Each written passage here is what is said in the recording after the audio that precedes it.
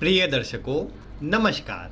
आज आप सभी के समक्ष एक अद्भुत और रोचक कुंडली लेकर मैं उपस्थित हुआ हूँ। आज जिनकी मैं जन्म कुंडली लेकर के आया हूँ, इनके आप देखेंगे तो दशम भाव में आपको 8 ग्रहों की युति नजर आएगी। यानी राहु तो खैर अलग होंगे ही, क्योंकि ये तो हो नहीं सकता कि 9 की 9 ग्रह एक ही भाव में आ जाए। तो जितने पॉसिबल ग्रह एक भाव में आ सकते थे, वो सभी ग्रह एक ही भाव में आ गए हैं। अब इसका प्रभाव जीवन पर कैसा पड़ता है और 8 ग्रहों की युति का किस प्रकार से अध्ययन होना चाहिए, किस प्रकार से उनके प्रभाव को जीवन में देखा जाना चाहिए, आज इससे जुड़ी भी मैं आपको जानकारी दूंगा। तो वीडियो बहुत ही रोचक होंगी। आप भी इनकी जन्म कुंडली का निर्माण कर लीजिए। 5 फरवरी 1962 और समय है सुबह के 10:25। जबलपुर मध्य प्रदेश का इनका जन्म है। कुंडली मेष लग्न की है और मकर राशि की बनती है। तो उस पर हम अध्ययन पर आते हैं, लेकिन एक बात देखिए कि ये भी बहुत रेयर कंडीशन होती है। जब भी किसी जन्म कुंडली में वैसे तो 3-4 ग्रह एक भाव में हो तो उस भाव के प्रभाव को तो बढ़ा देते हैं, किंतु ये बहुत कम स्थितियों में देखने को मिलता है कि सभी की सभी ग्रह आपको एक ही भाव में देखने को मिले। हाँ, ये बात होती है कि अधिकतर मामलों में जब ग्रहण आदि लगते हैं तो सामान्यतः 4-5 कई बार 6 ग्रह भी इकट्ठे देखने को मिल जाते हैं, लेकिन अधिकतर मामलों में कोई न कोई ग्रह तो अलग हो ही जाता है। अब जैसे यहाँ भी आप देखेंगे तो जो चंद्रमा है ये 2 दिन में राशि परिवर्तन करता है, तो जिन 2 दिनों पर ये इन ग्रहों के साथ में था उसी समय पर इनका जन्म हुआ है। और आप जानते हैं कि चंद्रमा जब भी सूर्य के साथ में हो और केतु भी वहाँ पर हो, राहु केतु में से कोई वहाँ पर हो, तो ये अवस्था ग्रहण को बताती है। यानी जिस समय पर जन्म हुआ उस समय पर सूर्य ग्रहण लगा हुआ था अमावस्या का जन्म होने से, और उसका प्रभाव भी इनके जीवन पर भी देखने को मिलेगा। तो क्या स्थिति रहती है, कैसा प्रभाव है, इन ग्रहों का फलित कैसे होगा, आइए हम एक एक करके अध्ययन के दौरान इन सभी चीज़ों को समझते हैं। सबसे पहले अभी यहाँ सबसे जरूरी बात तो इनके अंश है, क्योंकि अंश के आधार पर ही फिर फलित हो पाएगा कौन किसके आगे कौन किसके पीछे है। लेकिन हम पहले बात करते हैं लग्न की। मेष लग्न अग्नि तत्वीय लग्न है, और यहाँ पर जो राशि है ये राशि आप जानते हैं कि स्थिर राशियों में आती है। स्थिर से तात्पर्य ये भूमि तत्वीय राशि है।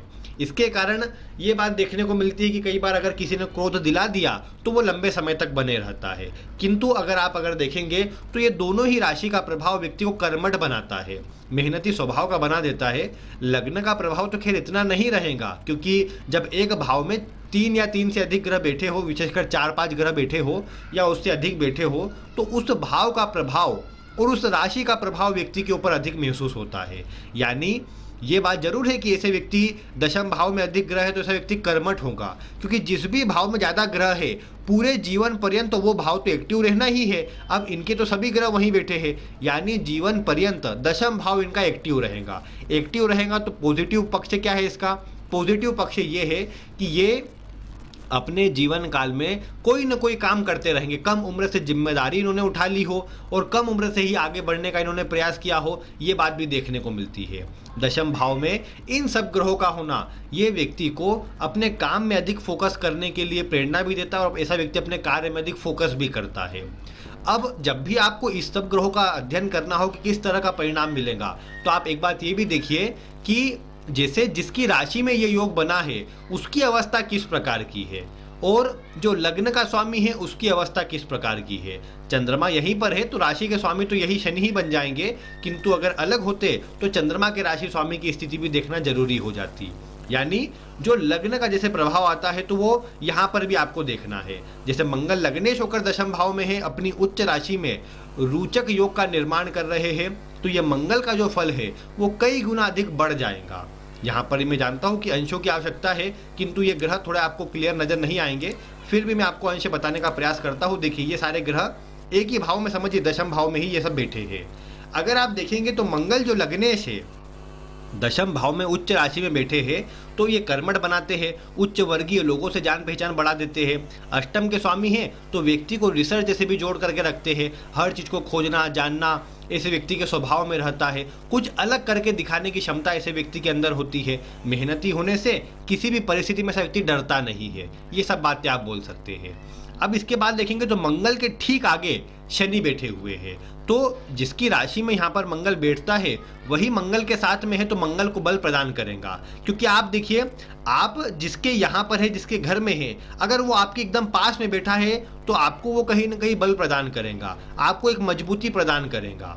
आप युद्ध में है, आपके साथ आपका मतलब जो वहाँ का प्रमुख ग्रह है वो आप मतलब आ गए आपके साथ में, तो वो आपको सफलता देने का काम करेगा। मंगल लगने से दशम के स्वामी शनि है, दोनों का साथ व्यक्ति को कर्मठ भी बनाता है और अपने काम में कुछ ऐसी विशेषता प्रदान करता है जिसके बल पर व्यक्ति एक अलग पहचान निर्मित कर पाता है और अपना काम करे तो अपना काम, नौकरी करे तो नौकरी, मतलब जहाँ भी रहता है फिर वो सफलता अर्जित अवश्य कर पाता है। हाँ, ये नो डाउट है कि यहाँ पर शनि का प्रभाव ज़्यादा रहेगा इन सब ग्रहों पर, तो शनि संघर्षकारी ग्रह होते हैं, मंद गति से सफलता दिलाते हैं, किंतु आप देख पाएंगे कि शनि का प्रभाव सफलता अवश्य ही दिलाता है, तो ये बात अच्छी है। इसके अलावा मंगल शनि का योग ये टेक्निकल माइंडेड भी बनाता है व्यक्ति को, टेक्नोलॉजी से जुड़ा काम, जमीन से जुड़ा काम, जो गहराई से अंदर जमीन के अंदर से निकलने वाली चीज़ें होती है उनसे जुड़ा कोई मैन्युफैक्चरिंग का काम, ईंधन से जुड़ा, पेट्रोलियम से जुड़ा काम, ये सब भी काम व्यक्ति को लाभ देते हैं। व्यक्ति इनसे भी अगर जुड़ता है तो लाभ ही कमा पाता है, तो ये सब बात भी अच्छी है। इसके अलावा देखिए कि सूर्य यहाँ पर 22 डिग्री पर है, शनि के ठीक आगे सूर्य बैठे हैं, तो सूर्य का प्रभाव आप क्या देखेंगे? सूर्य प्रभाव यहाँ पर इस प्रकार का रहेगा कि ये सूर्य है तो शनि के आगे, लेकिन इनने क्या है, देखिए यहाँ जितने भी ग्रह है उन सभी को शनि यहाँ सूर्य ने अस्त किया है। जो डिग्री वाइज जितनी दूरी होनी चाहिए उन सबके कारण सभी ग्रह अस्त हो गए हैं। लेकिन अस्त होने का प्रभाव देखना हो तो सबसे पहले देखिए कि सूर्य किस भाव के स्वामी है। सूर्य यहाँ पर पंचम भाव के स्वामी है, यानी ऐसे व्यक्ति को ध्यान क्या रखना है, अगर ऐसे व्यक्ति ने जल्दीबाजी दिखाई या फिर अपने आप को ज़्यादा मतलब ये समझिए कि कई बार ओवर कॉन्फिडेंस व्यक्ति में आ जाता है, तो अगर व्यक्ति के अंदर आ जाता है, व्यक्ति ने सोचा कि नहीं मैं जो सोच रहा हूँ, मैं जो बोल रहा हूँ वही सही है, इस तरह की थोड़े भी 1% भी अगर अहंकार की वृत्ति किसी भी कार्य में नजर आई तो ये देखने को मिलेगा कि ये सूर्य व्यक्ति के बने बनाए काम को बिगाड़ देगा, क्योंकि पंचम भाव जो है वो ज्ञान बुद्धि का है। ऐसा व्यक्ति अपने ज्ञान बुद्धि से अपने ही काम को बिगाड़ लेगा, क्योंकि पंचम भाव के स्वामी ने सभी ग्रहों जो है दशम भाव में उनको अस्त किया है। सभी ग्रहों को अस्त किया है तो परिणाम क्या बनेगा कि जीवन के प्रत्येक क्षेत्र में जहां भी व्यक्ति ने अपने दिमाग को ज्यादा लगाने का प्रयास किया या फिर अपने आप को ज्यादा सबसे ऊपर समझने का प्रयास किया, वहीं पर ये सूर्य काम बिगाड़ेगा और बने बनाए काम व्यक्ति के हाथ में धरे की धरे रह जाएंगे। इसीलिए ये बात का ध्यान रखना है कि ऐसा व्यक्ति अपने आप को जितना डाउन टू अर्थ रखेगा उतना अधिक सफलता प्राप्त कर पाएगा। अन्य के प्रति करते रहना, अन्य के प्रति मतलब कोई ना कोई काम अच्छे करते रहना, ऐसा व्यक्ति इन सब चीज़ों से जुड़ता है ना, तो आप देख पाएंगे कि उसमें सफलता अच्छी मिल पाएगी। और यही प्रमुख बात है कि सूर्य यहाँ पर इसी चीज़ को दर्शा भी रहा है। व्यक्ति जितना शांत, जितना धैर्यपूर्ण जीवन जिएगा उतना अधिक सफल हो पाएगा। इसके अलावा यहाँ पर नक्षत्र का प्रभाव भी पड़ता है, मैं आपको उनको जोड़ करके बताऊंगा आगे, किंतु यहाँ पर आप देखिए कि जो सूर्य का प्रभाव है ये वैसे अंश बल के आधार पर शनि सूर्य साथ में होने पर ये देखने को मिला कि शनि को तो बल मिल जाता है लेकिन सूर्य कमजोर हो जाते हैं। तो सूर्य किसको बताते हैं? तो सूर्य पिता को दर्शाते हैं। तो पिता के जीवन काल में थोड़ा संघर्ष अधिक रहे, व्यक्ति के संबंध भी कई बार उनसे कमजोर रहते हैं। हाँ, उनका पद आदि अच्छा हो, उन्होंने काम अच्छे किए हो, ये बात संभव है, किंतु ये बात जरूर है कि ऐसे व्यक्ति के तालमेल कई बार इतने अच्छे जीवन पर्यंत इतने अच्छे नहीं रह पाते। ऐसा व्यक्ति भले उनके लिए सब कुछ करे लेकिन फिर भी जो एक अच्छा तालमेल होना चाहिए उसमें कई बार कमी रह जाती है। इसके अलावा आप एक और बात देख पाएंगे कि सूर्य के ठीक आगे बुध और उसके ठीक आगे मतलब ये जो जितने भी ग्रह है सूर्य से लेकर चंद्रमा तक, ये सारे के सारे ग्रह बहुत पास में बैठे हुए हैं। तो ये सब तो प्रमुखता से अस्त हुए हैं, इनका प्रभाव विशेष कमजोर हुआ है। किंतु एक बात आप जानते हैं, सूर्य राजा है, ग्रहों के राजा सूर्य को कहा जाता है। अब सूर्य जिस भी ग्रह के एकदम पास में होंगे, जैसे शनि तो दूर है, यहाँ पर शनि के बीच में तो 12 डिग्री का अंतर है, किंतु सूर्य और बुध के अंतर अगर आप देखेंगे तो 1 डिग्री का अंतर भी ढंग से नहीं है। इसका अर्थ क्या है? बुध के कार्यों के कारण व्यक्ति अपनी अलग पहचान बनाएगा। बुध किन चीज़ों को दर्शाते हैं? बुध है मैनेजमेंट के कारक, बुध है वाणी के कारक, बुध व्यापार के, व्यवहार के, आपकी कुशलता के, जो कार्य को किस प्रकार आप कार्य कुशलता करते हैं उसके कारक बुध होते हैं। ऐसी स्थिति में देखने को मिला ऑनलाइन कार्यों के बुध भी, मतलब ऑनलाइन कार्य जितने होते हैं उसमें भी बुध का प्रमुख रोल रहता है। अन्य से मार्केटिंग से मतलब जुड़ना, अन्य से बातचीत करना, ये सब बुध में आता है। तो सूर्य के पास में जो ग्रह होता है, व्यक्ति उससे जुड़े कार्य करके जीवन में अपने आप के मान सम्मान को स्थापित करता है, अपने आप को एक अलग पहचान प्रदान करता है। तो सूर्य के ठीक आगे बुध का होना, ये व्यक्ति को बुध के द्वारा जो कार्य बताए जाते हैं, बुध जिन चीज़ों का कारक है उन चीज़ों से लाभ करवाता है। व्यापार का कारक भी बुध होता है, तो व्यापार भी अगर ऐसा व्यक्ति करे तो निश्चित ही उसका जो मान सम्मान है वो बढ़ जाता है।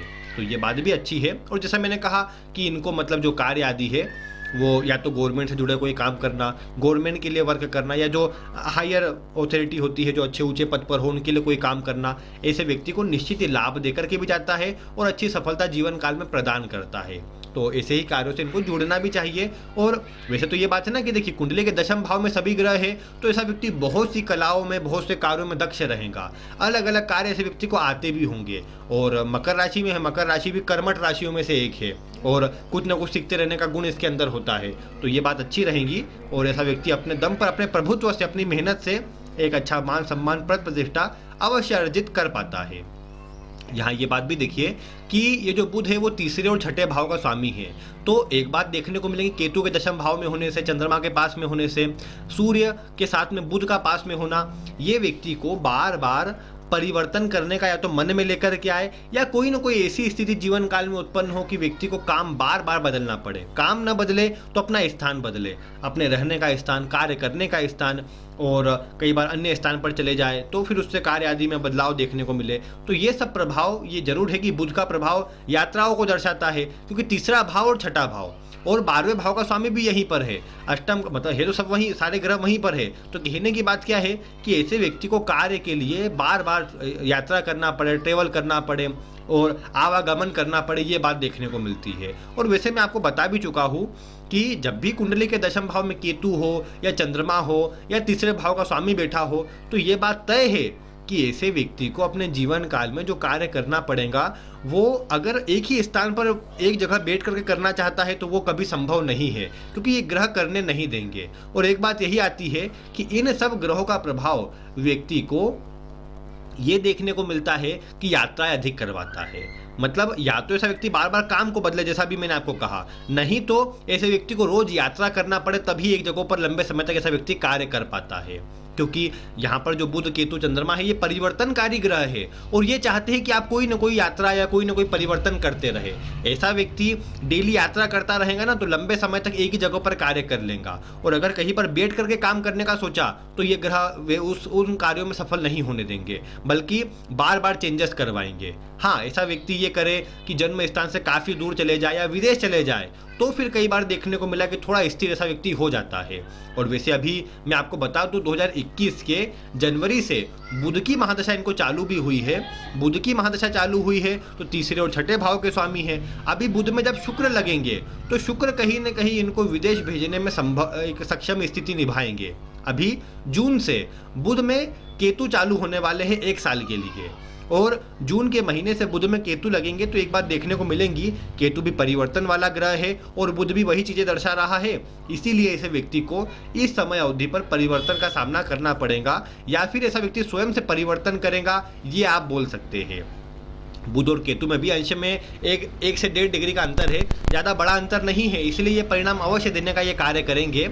और शुक्र भी है तो शुक्र मतलब ये देखने को मिलता है कि बुध और केतु के बीच में जैसे शुक्र बैठा है, तो वैसे तो वैवाहिक जीवन के हिसाब से कोई ऐसा विशेष खराब प्रभाव उत्पन्न करता नहीं, लेकिन ये बात देखने को मिली कि जो जीवन साथी होता है वो थोड़े गुस्सैल स्वभाव का होता है। शुक्र के ठीक पास में, मतलब आप देखिए एकदम क्लोज डिग्री, शुक्र बढ़ रहे केतु की ओर, केतु बढ़ रहे शुक्र की ओर, दोनों 1 मिनट के डिग्री पे, मतलब डिग्री भी मतलब नहीं बोल सकते, मिनट पे एकदम पास में है।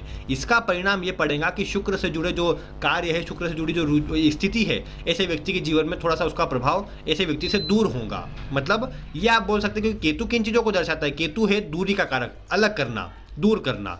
तो शुक्र कहीं ना कहीं पत्नी को भी दर्शाता है, शुक्र जो है भोग विलास ऐश्वर्य को भी दर्शाता है। कई बार ये देखने को मिला कि ऐसे व्यक्ति ने अर्जित तो सब कर लिया, शुक्र भोग विलास का कारक है, ऐसे व्यक्ति ने अपने जीवन में मेहनत से भूमि, भवन, वाहन, लग्जरी, जो भी सुख चाहिए था सब अर्जित कर दिया, किंतु स्वयं ही उसका लाभ नहीं उठा पा रहा है। ये भी देखने को मिलता है केतु और शुक्र के योग होने से। हालांकि व्यक्ति धार्मिक होता है और गुरु भी केतु के साथ में है, चंद्रमा के साथ में है, तो गज केसरी योग का प्रबल प्रभाव भी है यहाँ पर। तो वो सब प्रभाव यही देखने को मिलेगा कि व्यक्ति के अंदर मतलब भोग विलास या उसमें रहने का गुण तो होगा, क्योंकि ये अर्थ त्रिकोण की राशि है।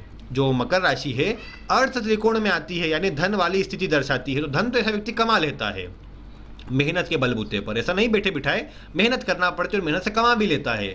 किंतु एक बात होती है कि उसका जो सुख स्वयं से उठा पाना चाहिए वो नहीं उठाता, अन्य के लिए करता ज़्यादा रह जाता है। तो वो बात देखने को मिलती है यहाँ पर, क्योंकि देखिए राहु जिस भाव में होता है वहाँ से जोड़ता है। तो राहु इनका मन करेगा कि नहीं मैं तो घर से जुड़ा रहूँ, या अपने जहाँ पर घर है वहीं पर फैमिली के साथ जुड़कर कोई काम कर लूँ, ज़्यादा भाग दौड़ ना करना पड़े। किंतु ये सारे ग्रह उनको उससे दूर कर देंगे, या ये सारे ग्रह उससे बाहर ही रखने का काम करेंगे। तो ये बात थोड़ी सी मतलब व्यक्ति को मन में अच्छी नहीं लगती कि जो मैं कर रहा हूँ उसके बल पर मुझे ही सुख नहीं मिल रहा। तो वो चीज़ें रहती है। लेकिन देखिए वो तो थोड़ा जो जीवन में व्यक्ति ने अपना एक भाग्य लिखाया है उसके अनुसार थोड़ा परिणाम इसका मिलता है। किंतु हाँ, आप ये बोल सकते हैं कि यहाँ पर जो शुक्र की स्थिति है वो थोड़ी केतु के पास में होने से कमज़ोर जरूर हुई है। तो कई बार सुख सुविधा प्राप्त करने में भी परेशानी होती है, या फिर प्राप्त कर भी ले तो जैसा मैंने कहा कि स्वयं उसका लाभ न उठा पाए, वो वाली चीज़ें बढ़ जाती है।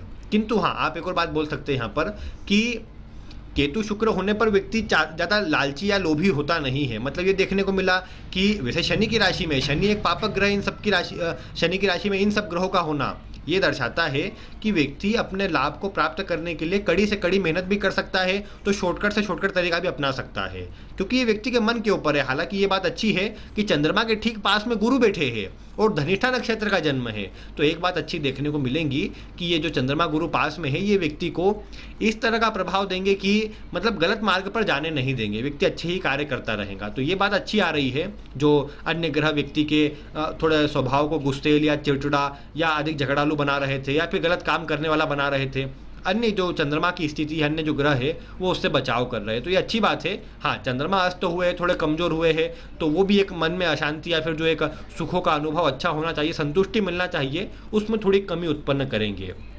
और आप जानते हैं कि या तो मकर राशि में अधिक ग्रह हो या मकर राशि हो आपकी, यानी चंद्रमा मकर राशि में बैठा हो, तो ऐसा व्यक्ति अपने जीवन काल में एक बार तो अवश्य ऐसा निर्णय ले लेता है जिसके कारण उसे पूरा मतलब जो भी उसने अर्जित किया वो सब गवा करके पुनः फिर वापस नए सिरे से सब कुछ स्टार्ट करना पड़ता है।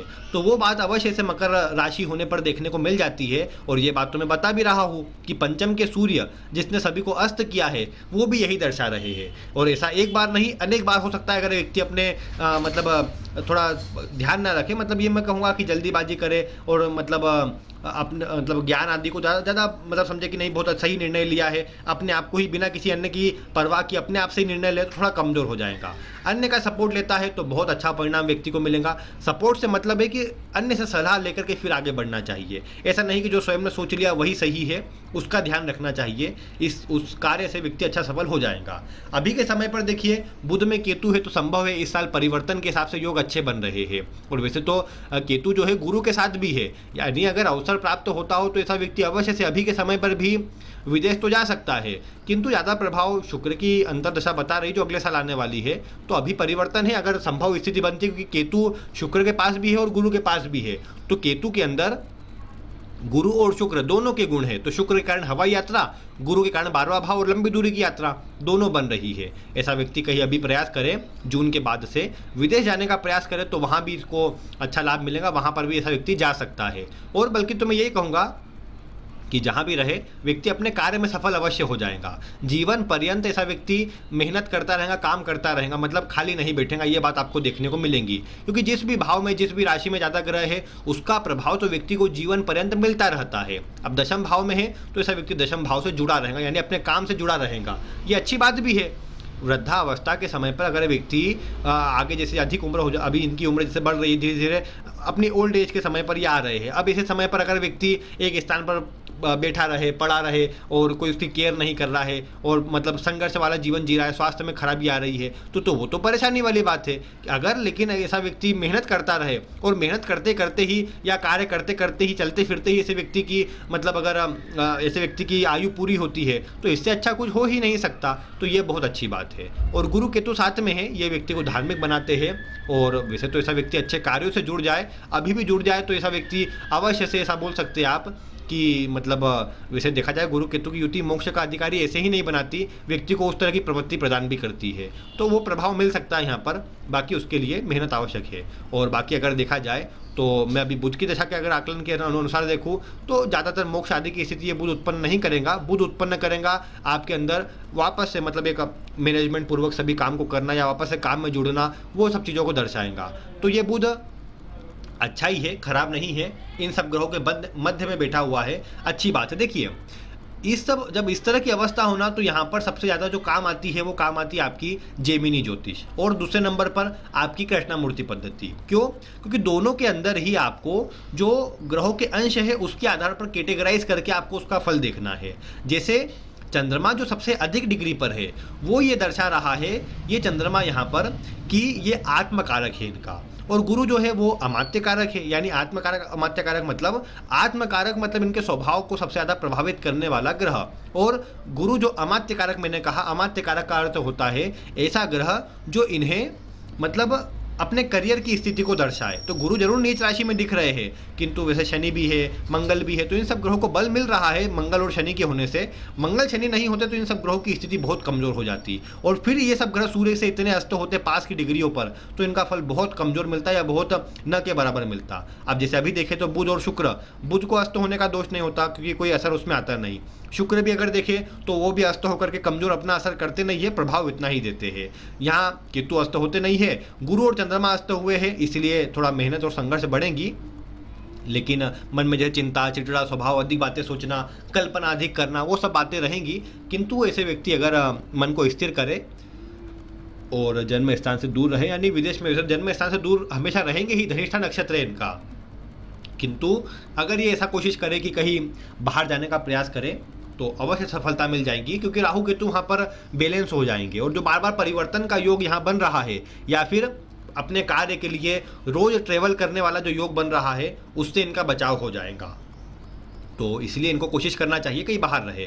बाकी तो प्रिय दर्शकों देखिए, इस सब ग्रहों का प्रभाव बस आपको वन बाय वन उसी प्रकार से अध्ययन करना होता है, बस उनमें जो अलग अलग ग्रहों का उस पर प्रभाव आ रहा है वो देखना जरूरी होता है। और वैसे शनि की राशि में है तो शनि को ये बलवान रखेंगे तो इनको जीवन काल में जो इन सब ग्रहों का प्रभाव है वो अच्छा मिलेगा, पॉजिटिव ही मिलता रहेगा। क्योंकि अब आप समझिए ना कि जिसके घर में आप है वही अगर स्थिति में कमजोर है तो आपका ढंग से ध्यान नहीं रख पाएगा। आप किसी अमीर व्यक्ति के आ गए जो अच्छा मतलब अच्छा धनवान है, उसके अच्छी मजबूती है उसके अंदर, तो वो क्या करेगा कि आपको जो भी सुख सुविधा चाहिए वो सब देने का काम करेगा। तो भाई यहाँ भी वही बात है कि शनि के जो घर में सभी ग्रह बैठे हैं, तो इसलिए ऐसे व्यक्ति को भी चाहिए कि अपने जीवन काल में अच्छा परिणाम लेने के लिए मतलब अपने शनि को बलवान रखे। और शनि को बलवान रखने के लिए गरीब लोगों को, मजदूर वर्ग के लोगों को, मतलब ऐसा व्यक्ति कुछ न कुछ सहायता करते रहे, उनका ध्यान रखे, और साथ में हनुमान चालीसा का पाठ करते रहे, हनुमान जी की पूजा करते रहे, तो शनि के बल में वृद्धि होगी।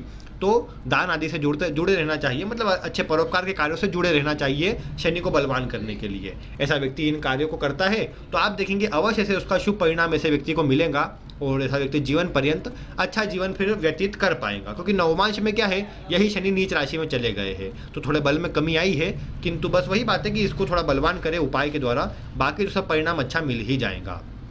और अभी तो पहले ये बात भी थी कि पिछले साल तो इनके चंद्रमा के ऊपर ही अभी मतलब शनि का गोचर चल रहा था, तो उसने भी इनको मानसिक रूप से अशांत या चिंतित किया होगा। किंतु आगे के समय पर तो अब साढ़े साथी का भी जो अंतिम चरण है वो चल रहा है, तो उससे भी कोई इतना नकारात्मक प्रभाव इनको नहीं मिलेगा, बल्कि आगे के समय पर धन लाभ के लिए दृष्टिकोण से एक अच्छा परिणाम ही इनके लिए जागृत होगा। तो यानी कहा जाए तो ग्रह अवस्था अच्छी है। मैं एक और बात बता दूं आपको, मंगल और शनि को छोड़कर सभी ग्रह लाभ भाव का फल दे रहे हैं। ये भी एक कारण है कि व्यक्ति को धनादि की ओर ये अधिक झुकाव उत्पन्न कराएंगे, और धनादि अच्छा व्यक्ति अपने जीवन काल में अर्जित भी कर पाएगा। बाकी मंगल शनि दशम में ही है। यहाँ पर देखिए दिग्बली होते हैं, जो कमजोर होते हैं वो है शुक्र और चंद्रमा। तो शुक्र और चंद्रमा जो यहाँ पर अपना अच्छा प्रभाव नहीं दे पाते, उसी कारण से ऐसा व्यक्ति मतलब मन से थोड़ा अशांत रह सकता है। और जैसा सप्तम भाव का स्वामी शुक्र है, तो वैवाहिक स्थिति को भी थोड़ा सा ये शुक्र मिला जुला परिणाम वाला कर सकता है। हालांकि विवाह के बाद ही व्यक्ति को सफलता भी मिलती है जब मकर राशि में शुक्र बैठा हो, तो वो बात भी अच्छी है, कोई खराबी का प्रभाव उसमें भी नहीं है। यानी कहा जाए तो ओवरऑल कंडीशन के हिसाब से कुंडली में जो बल है वो अच्छा है। और अभी बुध की दशा भी खराब नहीं है। अभी नई जॉब के लिए देखा जाए तो केतु लगने वाले हैं, बुध में केतु लगते ही ऐसा व्यक्ति कोई परिवर्तन करे, कोई चेंज करे, नई जॉब मिल जाए शीघ्र ही, ये बात देखने को मिलेगी। जून से ही समय चालू है, जून जुलाई के आसपास जाकर के ही परिणाम, मतलब अगले 1-2 महीनों में ही परिणाम इनको अच्छा मिल जाए, वो स्थिति ग्रह अवस्था दर्शा भी रही है। तो इसलिए परिणाम अच्छा है और जीवन में सफलता के लिए योग अच्छा ही बन रहा है। बाकी प्रिय दर्शकों, आप इनके विषय में क्या कहना चाहेंगे? इस तरह की युति क्या आपने कभी देखी थी और आप इसका फलित किस प्रकार करेंगे? आपका स्वागत है, आप वीडियो में कमेंट करके बता सकते हैं। आज की वीडियो में बस इतना ही।